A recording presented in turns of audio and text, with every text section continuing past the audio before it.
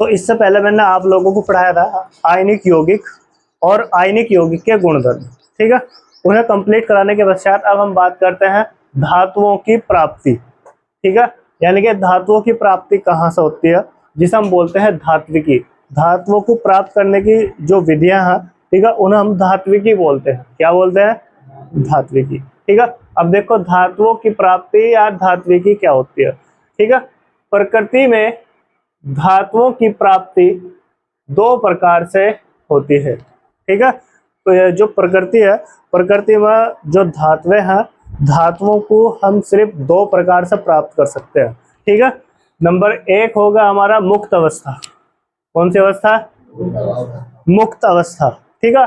नाम से पता चल रहा है सो मुक्त, ठीक है। अवस्था, मुक्त का मतलब बिल्कुल फ्री, ठीक है। तो जो धातुएं हैं, जब कोई धातु, ठीक है, प्रकृति से अगर हमें प्राप्त हो रही, ठीक है, प्रकृति से अगर हमें वो प्राप्त हो रही, तो प्राप्त होने के पश्चात अगर वो हमें उसके शुद्ध रूप में पाई जा रही, किसके रूप में प्राप्त हो रही? शुद्ध रूप में, ठीक है, यानी कि तत्व के रूप में ही प्राप्त हो रही, ठीक है। तो उसे हम तत्व की क्या बोलते हैं? मुक्त अवस्था बोलते हैं। क्या बोलते हैं? मुक्त अवस्था। यानी कि उसके साथ में अन्य कोई तत्व नहीं जुड़ा होने का, ठीक है, केवल एक ही तत्व उससे हमें प्राप्त होगा प्रकृति से, तो उस तत्व के उस रूप को हम क्या बोलते हैं? मुक्त अवस्था में। कौन सी अवस्था में बोलते हैं? मुक्त अवस्था में। देखो जरा वही लिखा हुआ है यहाँ पर, मुक्त अवस्था में क्या होगा? जब कोई धातु प्रकृति में अपने शुद्ध रूप या तत्व के रूप में पाई जाती है और किसी अन्य तत्व से जुड़ी नहीं होती है, ठीक है, किसी अन्य तत्व से जुड़ी नहीं होती है, तो उसे धातु की मुक्त अवस्था कहते हैं। क्या कहते हैं भैया? मुक्त अवस्था। यानी कि जो धातुएं हमें प्रकृति से डायरेक्ट प्राप्त होगी और किसी अन्य तत्व के साथ में जुड़ी हुई नहीं होगी, ठीक है, तो उसे हम बोलेंगे क्या? वो मुक्त अवस्था में है। वो धातु कौन सी अवस्था में है? मुक्त अवस्था में, ठीक है। देखो दोबारा रिपीट कर रहा है इसी चीज को। जब कोई धातु प्रकृति में अपने शुद्ध रूप या तत्व के रूप में पाई जाती है और किसी अन्य तत्व से जुड़ी हुई नहीं होती है, तो उसे धातु की मुक्त अवस्था बोलते हैं। क्या बोलते हैं भाई? मुक्त अवस्था। मुक्त अवस्था में पाई जाने वाली धातुओं के नाम पूछ ले जाते हैं आपसे। अब देखो वे कौन कौन सी धातुएं होती है, ठीक है। तो मुक्त अवस्था में जो धातु पाई जाती है, देखो कौन कौन सी। एक तो सोना, क्या है भाई?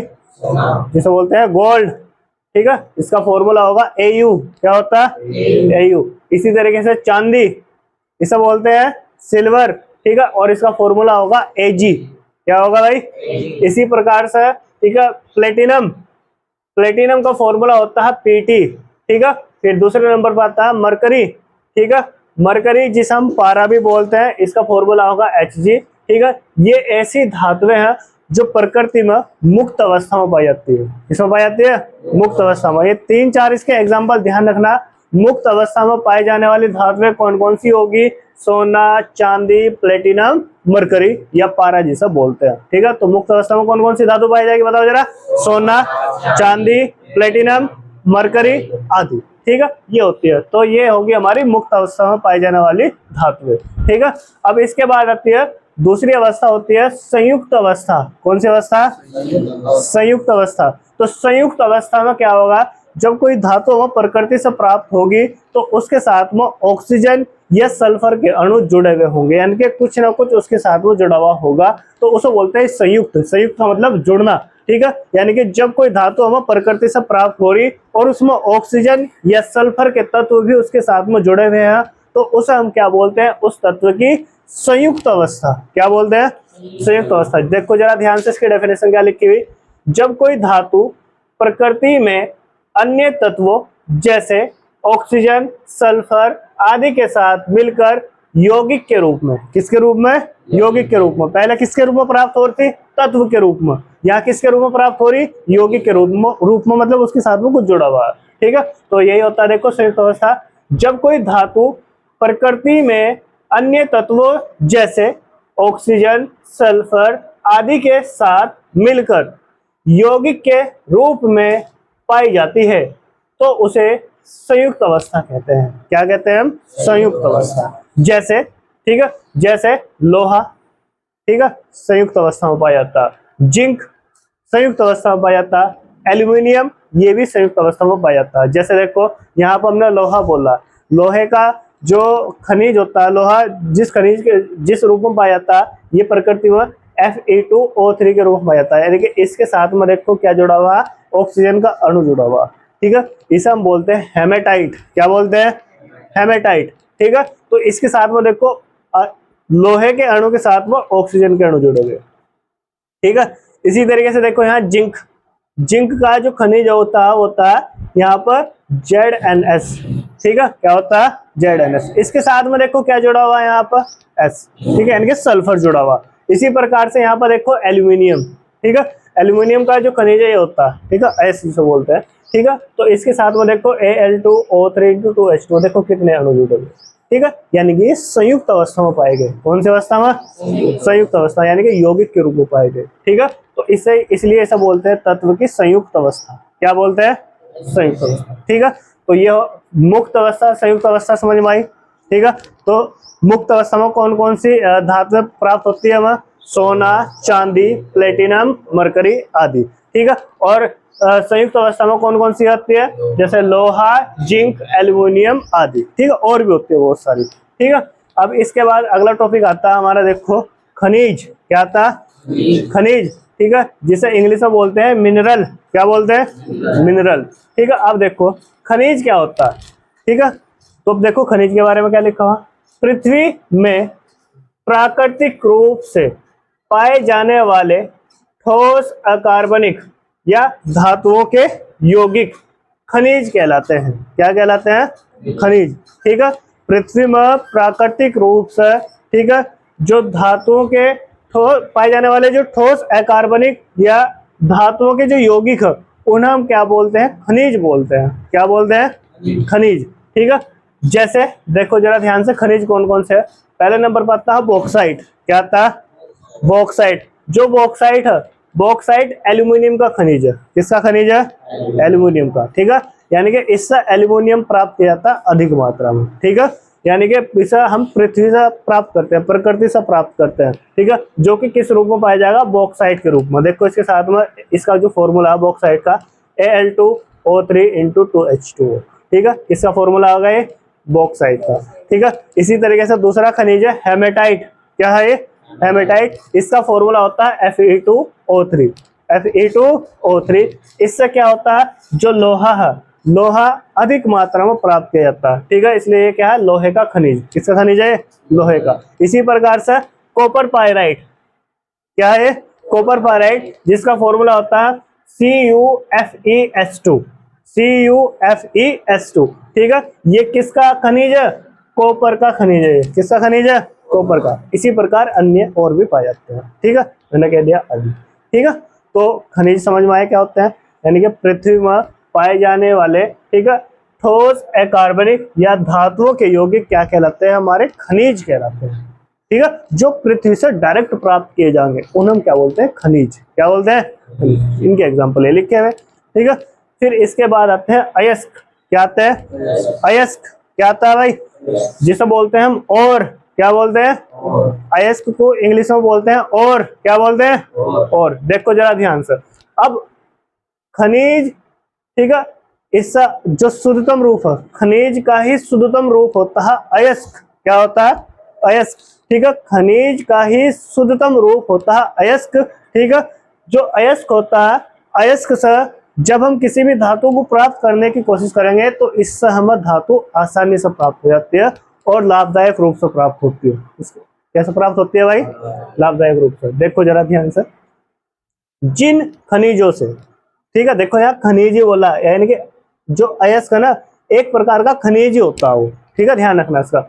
जिन खनिजों से धातुओं को आसानी से और लाभप्रद तरीके से निकाला जा सकता है, ठीक है, उन्हें अयस्क कहते हैं। क्या कहते हैं भैया? अयस्क, ठीक है। यानी कि अगर हम अयस्क से धातु को प्राप्त करने की कोशिश करेंगे, ठीक है, तो धातु हमें आसानी से प्राप्त होगी, ठीक है। लेकिन डायरेक्ट खनिज से प्राप्त करने की कोशिश करोगे तो इससे थोड़ी हमें कठिनाई होगी, ठीक है। तो अयस्क इसका ही शुद्धतम रूप होता है खनिज का ही, ठीक है, जिससे हम धातु को आसानी से प्राप्त कर सकते हैं और लाभदायक रूप से हम उससे लाभ भी कमा सकते हैं। ठीक है, तो वही होता है अयस्क। देखो वही लिखा हुआ है यहाँ से, अयस्क में क्या होगा, जिन खनिजों से धातुओं को आसानी से और लाभप्रद तरीके से निकाला जा सकता है उन्हें अयस्क कहते हैं। क्या कहते हैं भैया, अयस्क। जैसे हेमेटाइट, ठीक है, हेमेटाइट इसका फॉर्मूला होता है Fe2O3 Fe2O3, ठीक है, ये लोहे का अयस्क। किसका अयस्क, लोहे का, ठीक है। फिर इसके बाद आता है बॉक्साइट। क्या आता है भाई, बॉक्साइट, ठीक है। बॉक्साइट देखो इसका फॉर्मूला होता है Al2O3 इंटू 2H2O, ठीक है। ये किसका अयस्क है, एल्यूमिनियम का। किसका, एल्यूमिनियम का, ठीक है। फिर ऐसे ही होता है जिंक ब्लेड, ठीक है। जिंक ब्लेड का फॉर्मूला होता है ZnS। क्या होता है, ZnS, ठीक है। और ये किसका अयस्क, जिंक, ठीक है, या जिसे जस्ता भी बोलते हैं। जिंक का दूसरा नाम जस्ता होता है, जिंक या जस्ते का अयस्क, ठीक है। ये हो गए आदि, ठीक है। इससे अलग भी और होते हैं, ठीक है, नोट करो, इस आगे में और लिखाऊंगा आप लोगों को, देखो। तो अब देखो यहाँ पर जरा, यहाँ देखो सबके सब, आगे हम देखो एक नोट पॉइंट बनाते हैं आप लोगों को। अभी मैंने आप लोगों को खनिज और अयस्क के बारे में पढ़ाया, खनिज क्या होता है, अयस्क क्या होता है, इसके बारे में आप लोगों को मैंने अभी बताया। अब देखो जरा ध्यान से, उससे संबंधित एक नोट पॉइंट है, इसका तुम्हें ध्यान रखना।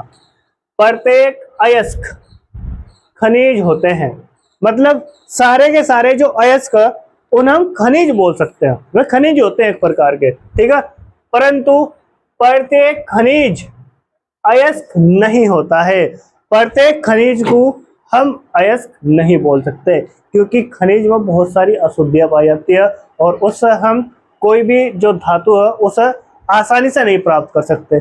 लेकिन अयस्क तो क्या है, अयस्क एक ऐसा यौगिक होता है जिससे हम धातु को आसानी से प्राप्त कर सकते हैं, ठीक है। तो इसलिए प्रत्येक अयस्क खनिज तो हो सकता है, लेकिन प्रत्येक खनिज अयस्क नहीं होता, ठीक है। इस चीज का तुम्हें ध्यान रखना नोट पॉइंट में, ठीक है। अब देखो यहाँ पर मैं कुछ धातु और उनके अयस्कों के नाम और उनके अणुसूत्र लिखवा रखे, देखो मैंने यहाँ पर। अब इन्हें आप लोगों को याद करना, ठीक है। अब देखो जरा ध्यान से, सबसे पहले नंबर पर आता है आयरन। पहले नंबर पर धातु कौन सी रखी मैंने, आयरन। इधर मैंने इसके लिखे अयस्क, क्या लिखे, और इधर लिख रखे इनके अणुसूत्र।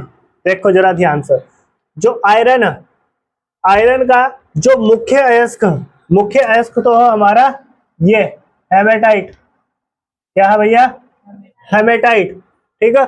आयरन का जो मुख्य अयस्क हेमेटाइट है, जिससे सबसे अधिक मात्रा में हम आयरन धातु या लोहा जो होता है वो प्राप्त होता है सबसे अधिक मात्रा में, इसलिए इसे सबसे ऊपर रखा मैंने, हेमेटाइट, ठीक है। तो हेमेटाइट, ठीक है, आयरन का मुख्य अयस्क, ठीक है।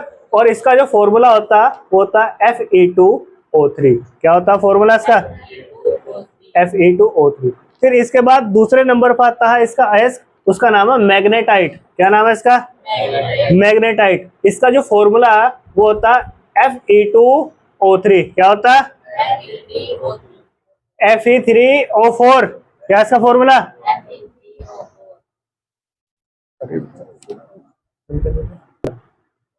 तो ये था हमारा मैग्नेटाइट। मैग्नेटाइट का जो अणुसूत्र है वो क्या होता है, Fe3O4 होता है। क्या होता है, Fe3O4। फिर इसके बाद तीसरे नंबर पर इसी का ही अयस्क आयरन पायराइट। क्या है, आयरन पायराइट। आयरन पायराइट का जो अणुसूत्र है वो होता है FeS2।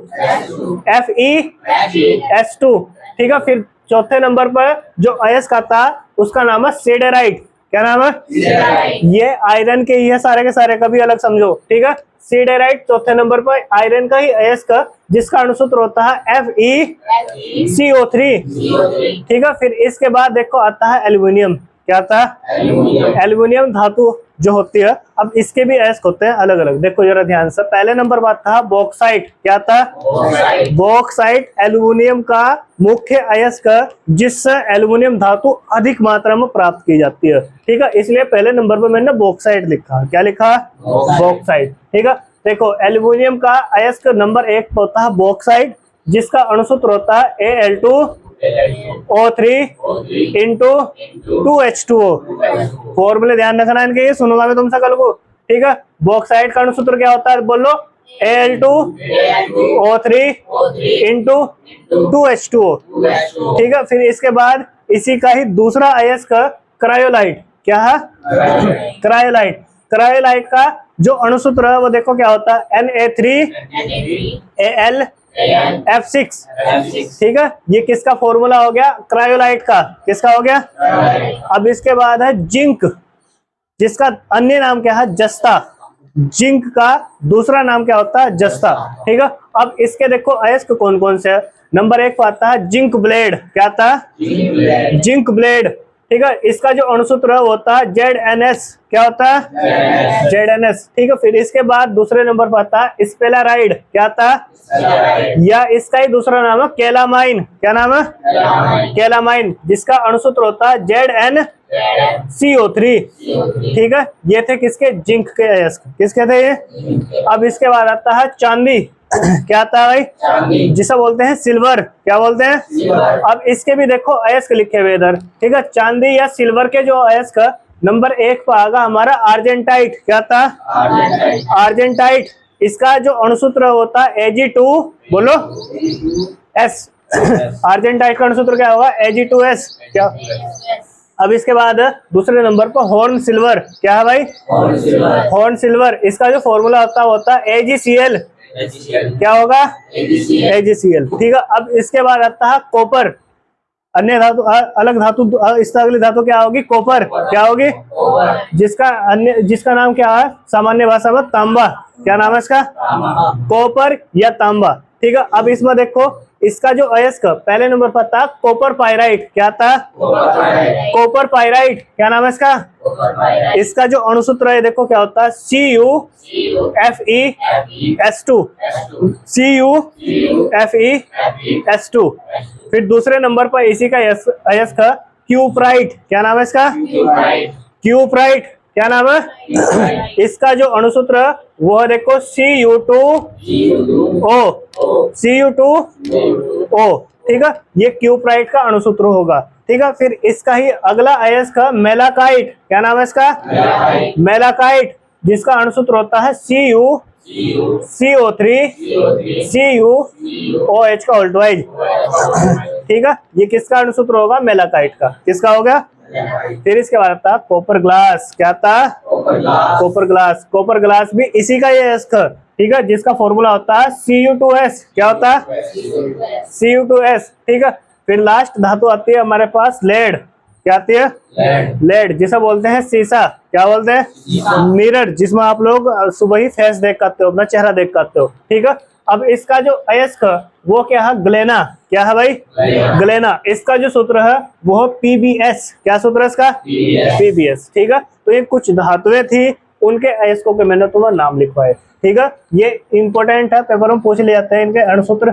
जैसे बॉक्साइट का अणुसूत्र आप लोगों से पूछ ले जाएगा, इंपॉर्टेंट है। ठीक है, मैग्नेटाइट का अणुसूत्र आप लोगों से पूछ ले जाएगा, इंपॉर्टेंट होगा। ठीक है, इसी तरीके से यहाँ पर ये आर्जेंटाइट, इसका अणुसूत्र पूछ लिया जाएगा आप लोगों से। ठीक है, फिर यहाँ पर कॉपर पाइराइट, ये भी इंपॉर्टेंट है, इसका भी अणुसूत्र पूछ लिया जाएगा। ठीक है, बहुत सारी चीजें इनके अणुसूत्र पूछ लिया जाता है, लेकिन इंपॉर्टेंट मैंने आप लोगों को बता दिए। ठीक है, अब इसके बाद हमारा लास्ट टॉपिक आता है आज की क्लास का। ठीक है, जिसका नाम है गैंग। क्या नाम है? गैंग।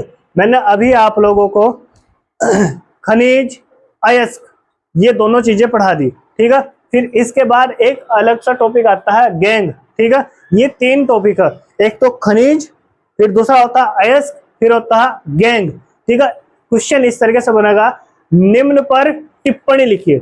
निम्न पर टिप्पणी लिखिए, वो आप लोगों को 3 शब्द देगा जाएगा, खनिज, अयस्क, गैंग। इनके बारे में जो जो चीज आप लोगों को पता, ठीक है, एक करके हेडिंग बनाकर लिखते चलेंगे। खनिज क्या होता है, उसका एग्जाम्पल। ठीक है, अयस्क क्या होता है, उसके एग्जाम्पल। फिर गैंग क्या होता है, उसे आराम से लिखते हैं ना, बस 3 नंबर में आता है। कितने में? 3 नंबर में। ठीक है, तो आज अब अगला लास्ट टॉपिक हमारा क्या? गैंग। क्या है? गैंग। ठीक है, तो गैंग क्या होती है, गैंग के बारे में बात करते हैं। ठीक है, तो गैंग क्या होगा, जो हमारे खनिज होते हैं या अयस्क होते हैं, खनिज और अयस्कों पर बहुत सारे, ठीक है, जैसे अगर हम किसी भी खनिज को प्रकृति से प्राप्त करेंगे तो उस खनिज पर या अयस्क पर बहुत सारे रेत, धूल, मिट्टी के कण चिपके रहते हैं। तो वे जो रेत, धूल, मिट्टी के जो कण है, उन रेत धूल मिट्टी के कणों को ही हम क्या बोलते हैं? गैंग बोलते हैं। क्या बोलते हैं? गैंग। ठीक है, डेफिनेशन में भी यही लिखा हुआ है, कुछ ध्यान से। पृथ्वी में खनिज अयस्कों में रेत धूल मिट्टी आदि के कण की जो अशुद्धियां होगी, ठीक है, उन्हें हम क्या कहते हैं? गैंग कहते हैं। क्या कहते हैं? गैंग। ठीक है, देखो वही लिखा हुआ, पृथ्वी में खनिज अयस्कों में रेत धूल मिट्टी आदि के कण की अशुद्धियां गैंग कहलाती है। क्या कहलाती है? गैंग। ठीक है, बहुत इंपॉर्टेंट है, नोट कर लोगे।